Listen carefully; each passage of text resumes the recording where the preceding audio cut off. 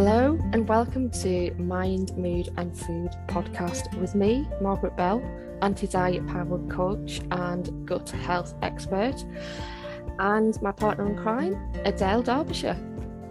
Hello, I am a yoga teacher and creator of Find Your Inner Sparkle, which is a toolbox, 50 ways to help you to look and feel better from the inside out. And this week, a very big subject, sleep. Even if I just say that's like sleep. I love sleep. Me too. But I know a lot of people out there may have good sleep, may struggle with sleep, may have insomnia, or may just, I know at times if I've got a lot on my mind, my sleep can be interrupted. But yeah, I think sleep is, well, you and me both know sleep is just so important. Without it, we don't function properly. And if we continue not to have a good night's sleep, that really can affect your body in so many different ways. Yeah, and I think there's different things, like you say, with it. Sometimes it's people struggle to get off to sleep, but I know sometimes it's people don't have a problem getting off to sleep, but then they wake up at a certain point in the night for various reasons. Some of it can just be getting older, I think, and needing the loo. But which I have to say, yep, it's not happening. Oh God, not yet. But yeah, sometimes it's stress, which tends to cause a lot of our problems, doesn't it? Absolutely. And but I know from your point of view, you probably look at this from what you consume, which is what, I can talk obviously a lot about the stress and the things that maybe you can do to help with that. But I'm interested in how things that we consume through the day and eat and drink and things like that can actually impact our sleep, which some people might not have given that much thought to be honest. No, I mean, there's quite a few things that can, in some ways, definitely hinder our sleep. And I'd like to think of it as, let's think of it as primary and secondary food, if we can do.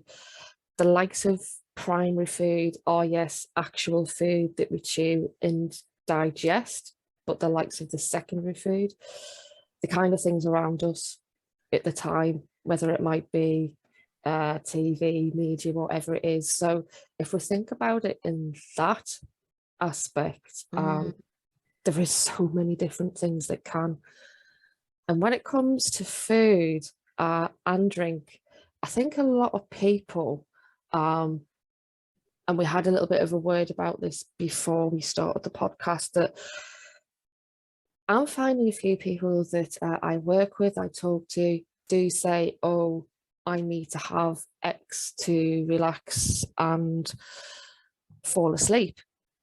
Whether this is a glass of wine, I've had someone say a glass of whiskey, alcohol seems to be quite a big one. Or even as yourself, Adele, you said someone takes specific, was it night nurse or something? Those kind of things that you can get over the counter, but probably a higher quantity than they should have been. When people just get so desperate, don't they, to get to sleep, because if you know that works and you've done it a few times, and I think because it's over the counter, people don't see it as, like if it was something that they were getting hold of that's like illegal. It's almost seen as more acceptable, having a drink or having the night nurse, like, oh right, well I need that. Or even, if you go to the doctors and you struggle with sleep and you then get prescribed sleeping tablets, and you think, well, if it's not broken, if it's working, the sleeping tablets work, and then before you know it, you have to take the alcohol, the night nurse, or the sleeping tablets every day, and then well, what for the rest of your life? It's like everything. If you're not addressing the root cause and trying to get to the bottom of your lifestyle choices, you're then going to be dependent on these drugs of choice. And they are drugs of choice, whether they're alcohol or medicine or sleeping tablets. Absolutely. And I think the point I want to put across is that, yeah, absolutely, the odd glass of wine isn't an issue. But when it does turn into that habit forming, that is when the body, believe it or not, is actually expecting that. Our bodies and our mind can be really quite clever in that aspect that, as it does, as I go into a little bit in the morning regarding caffeine. But if you've gotten into that habit, your body is then expecting that. So it is quite a bit of a difficult habit to get out of. But on the other hand, if that is the way of getting to sleep, then what happens when that actually wears off? Because let's be honest, if you do turn to that, there's going to be some point in the night where you're not having a restful sleep because it has been alcohol induced. And alcohol as a whole isn't a great thing to get you to. Yes, it gets you to sleep, but it doesn't actually give you that quality of sleep that we all need. And to be honest, you're more likely to be wanting to get up to the loo if you've had something like alcohol as well, aren't you? Yeah, absolutely. That wonderful. So you might get off to sleep, older. yeah, but then 3 o'clock in the morning you get up, then you're not going to have another glass of wine at that time, I wouldn't have thought. So you then can't get back to sleep. Yeah. And yeah, the alcohol is probably one that people might think about having in the evening, but what about some people might think, well, caffeine, obviously I'm not going to drink a cup of coffee before I climb into bed.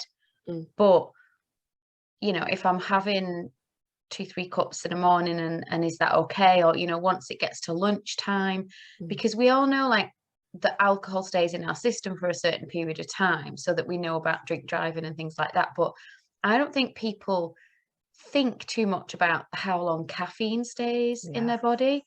I was just talking to you before. There's a stat that surprised me once when I read it, and I've actually just found it in my book, which is amazing. That a quarter of the cup of coffee you enjoyed at lunchtime is still likely to be in your body at midnight. And it's like, what? So that caffeine is still circulating, and that's 1 cup of coffee at lunchtime. So imagine if you're drinking like a few espressos to get you through a busy day, that you're feeling tired because you've not slept, then you might not sleep well again. Yeah. Then you reach for the coffee the next day. And we've talked about this before. It's a vicious cycle, isn't it? Absolutely. So I really recommend probably around lunchtime is your turn off point for the likes of caffeine. Obviously that changes whatever your work patterns are and where you are. But if you're thinking about going to sleep around about 9 or 10 o'clock at night, around about lunchtime, 1 up to 2, you're really thinking, right, that's it for caffeine today, because it does stay in your system that long. And if you're thinking it's staying in your system that long, then it's having an effect on your hormones and your emotions for that long. The likes of your cortisol level will be still affected by caffeine into the evening. Yeah. And I think I swapped out a lot of I didn't swap my coffee. I did for a bit, and then I swapped it back. So it's not a very good advert, but for decaf. But honestly, I don't think it tasted much different. I don't know how we get onto coffee on every single one of these podcasts, but I think we do. We should have some kind of prize if somebody can, or any coffee people out there, decent coffee, do you want to start sponsoring us? I did swap my proper nice filter coffee for a decaf coffee, and I honestly couldn't tell much difference in flavor. So but psychologically, I think I like the fact that I know I'm having a little caffeine burst, and that's my bad, because if you need something, you should swap it and rein it in and stop it for a bit, give it a couple of weeks maybe, and just see how you feel. I'm sure if I completely cut out caffeine, I'd probably get some detox symptoms like headaches and things like that.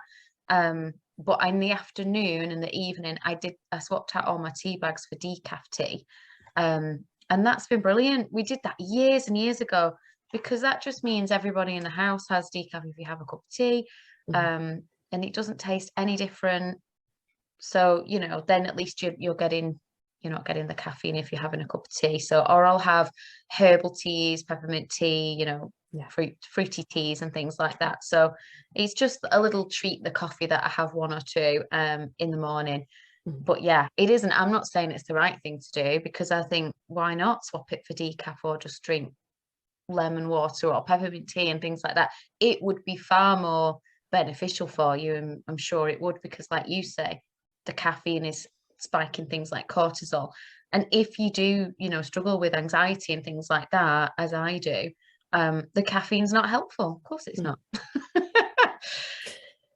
But you know, not perfect. And we're not meant to be. So I am not perfect, and I like coffee. But I mean, yeah, like, that's liquid things to consume. And what about food? I know there's different schools of thoughts, and I can never quite get to the bottom of it about this. When should you eat your last meal, and why? The kind of thought I have along this is really work back from when you're going to go to sleep. Because one thing to bear in mind, when you're sleeping, your digestive system is only working, well, it works at least 50% less. So if you're going to bed with a large amount of food in your stomach, your body's got to work extra to really deal with that food. And if it's got to work extra, you're not getting the best sleep that you can. The best quality sleep. Yeah. You may sleep, but your body's had to do other things to compensate. So, in all honesty, I would say, you know, give your body that break around about 4 hours before going to sleep. And again, it's balance, isn't it? Because as you're saying this, my mind's going to the weekend, which was my daughter's birthday. And we had this, it was ridiculous. Like, well, I didn't even have a pudding. They all did. And I was like, I honestly don't know how you're doing that. I literally feel a bit sick, because we'd eaten like a big meal. And they went, yeah, well, we're out for a birthday and we're having dessert as well. And I was like, oh. And it wasn't really late, but say it was like 8ish or something. Yeah. So yeah, it might have only been 3 hours or something, maybe, because it was the weekend when we went to bed. But that amount of food, because it's a large quantity, it's more than you would normally have. I guess that's not going to do too much to you in a balanced, you know, it's once in a while. But if you're somebody that habitually eats your evening meal like at 9-10 o'clock at night, which we got into years ago because of work, and you know, we're working at home a lot now, it's a bit easier. But by the time you've commuted and you've got in, and then if you're trying to cook a healthy meal, you know, it takes time, doesn't it? That's why people end up then grabbing rubbish and ready meals. So it is difficult to, you know, to cook from scratch and to fit it around your lifestyle. But I think maybe then with this, like everything, it's balance, and don't beat yourself up if you can't do it every night, but at least have it in mind. And like you say, have that time in mind. It also fits in with the fasting, you know, the fasting mentality, which is it's very good to give your body that 12 to 16 hours rest where it's not eating anything. Absolutely. Maybe that's for a different topic, but that is also going to be helpful. So if we can just think to ourselves, you know, 6-7 p.m, don't really be eating much after that, you're going to be giving yourself a better chance of good sleep, aren't you? Absolutely. Yeah. And I think the choices of food in the evening as well, I know a lot of people that can go for heavy carbs in the evening. Some carbs, definitely, yes, a good idea. But the heavy carbs, a lot of people think, well, I'm going to feel sleepy. But those carbs, if they are heavy and you have a lot of them, are going to spike your blood sugar. So that food may make you feel temporarily sleepy, but in the long term, you're going to have that spike and that drop. And the idea for your food in the evening is to keep you sustained till the next day. So if you're going to have a heck of a lot of carbs, I'm guessing that you might be feeling a little bit peckish a bit later on. Yeah, and then that's it. You end up eating again. Yeah, exactly, which kind of upsets the balance even further. So the kind of carbs to have in the evening are probably more the likes of beans for one. Although they're quite good in protein, they are quite a slow releasing carb as well. So you want to be looking for stuff that is a slower releasing carb. So staying away from the likes of refined carbs, you know, the likes of white bread, white pasta, that kind of thing, and going for more of the stuff that is a less refined product, shall we say, a less refined food. So the likes of starchy vegetables. When I say starchy, I mean the likes of sweet potatoes, things like that, butternut squash, those kind of starches, rather than the starches from a lot of potatoes. Yeah. So just considering what you're eating as well as the time. Yeah. And there's lots of things to think about as well around sleep. So thinking about what you're consuming might be something that's new to people. But you, like you said earlier in the conversation, what we consume is not just what we eat and chew and drink. Yeah.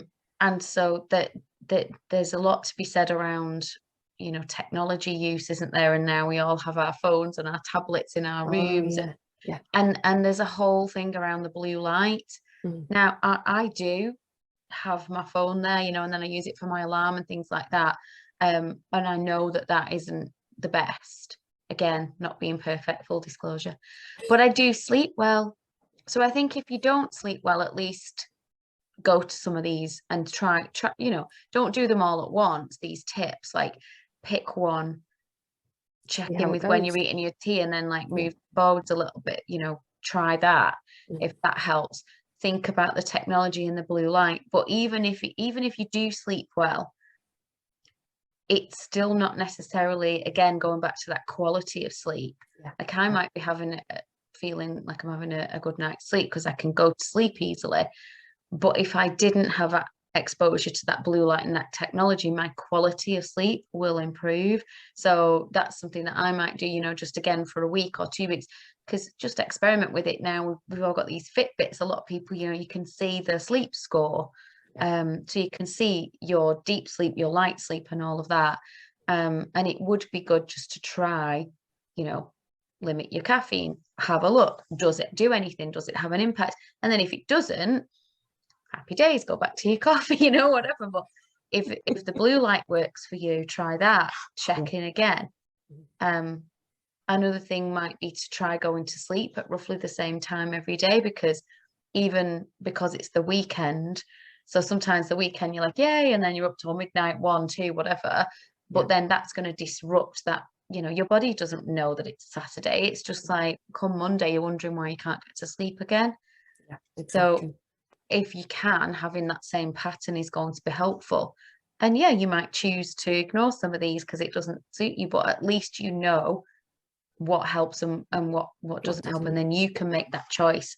Well, what are you going to try? And if it helps, then it's up to you. We all know that eating a load of chocolate and crisp isn't good for us, but some days we just choose to do it, right? Absolutely. So it's absolutely. And it's just, you know, little steps along the way. Don't think that you've got to, you know, okay, I've got to do this, this, this, and this. No, see what works for you, you know, because we are all different. Yeah, make those small changes and just, okay, that worked or that didn't work. What else can I try to improve even more? What else can I try to help just a little bit? Yeah, because another one is exercise. You know, again, it might be lifestyle that, you know, you work long hours, or the only time you can get to the gym is 7, 8, 9 o'clock at night, and then you're doing like a cardio circuit class with all the music pumping and you're jumping and running about, and then you're wondering why 10 o'clock you can't go to sleep because it's you know, it's pushed your body clock back a bit because you've woke yourself up basically. Absolutely. And The everything is, hormones that are there in the morning will be still going around your system at that time of night, because and that would be almost similar to having an espresso, because you know what is going to happen with the exercise, because that is a good habit, you know, to get into, and it obviously is helpful, but it's going to do a similar sort of spike in your system that having a coffee would do. You know, it makes you kind of like really alert, doesn't it? Yeah, so oh my goodness, we could talk for ever. I know it is a big subject. I mean, the only other thing I would say probably on this would be just about your room, like your environment.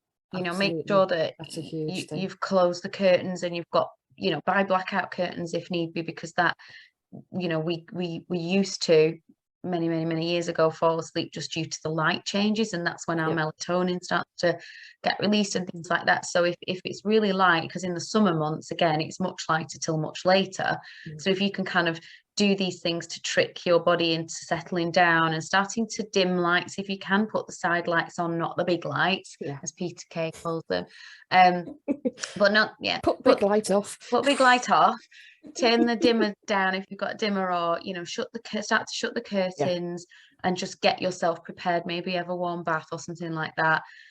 Use oils. Lavender is a great one. Anything like that you can just put on your temples, your wrists, or diffuse, you know, get your cold water diffuser and get that going in the room, so that you're going to have that healthy smell and aroma that is actually going to work on calming your system down.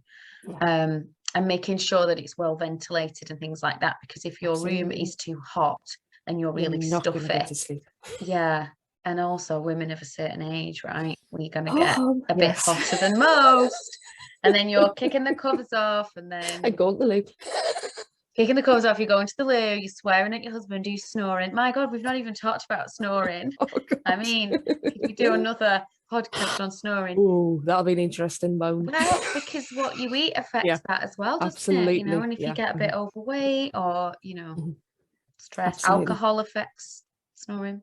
Absolutely. But I think our bodies can get into good habits and bad habits. And when it comes to sleep, it's if we're doing something, say, for a couple of weeks, that is becoming a new habit, and that's what our body will react to. So if you are going to try something and it hasn't worked in a couple of days, then it doesn't mean that it's not going to try it for a couple of weeks. Give it a good week or two. It's a good point. And just try one or two things at a time. So we've given you like so many tips there to help with sleep. So I think hopefully this will be really, really valuable to a lot of people, this podcast, because I do know that if you struggle with sleep, it just drives you insane, doesn't it? You know, that insomnia, it's really, really difficult. It affects everything. It affects your mood, it affects your energy. It really, really is debilitating, and your health, because, you know, your body, when you sleep, it's doing all those jobs, not just digesting your food, but it is creating new cells, it's repairing cells. When we rest, when we sleep, that's when we're fixing ourselves. You know, all those little systems kick into place, don't they? So if you're not getting a good sleep, everything's affected. So I hope that this has been really, really useful. Let us know. Do drop us a comment or send us a message, get in touch. If you want to, with either myself or Margaret. And if you like the podcast, then please do hit the subscribe button, so that you will be able to get notified of future podcasts that we release every fortnight. And tell your friends about it. Absolutely, tell your friends. If you like it, I'm damn sure your friends will like it too. Yeah. And I don't know about you, Adele, but I'm ready to go off for a nap. I know, yeah. I think shut the curtains, put some nice music on, a bit of lavender, and then a nice nana nap in the afternoon would be nice. Thanks, Margaret. Thanks, Adele. We'll see you all next time. Cheers, everyone. Bye for now. Bye.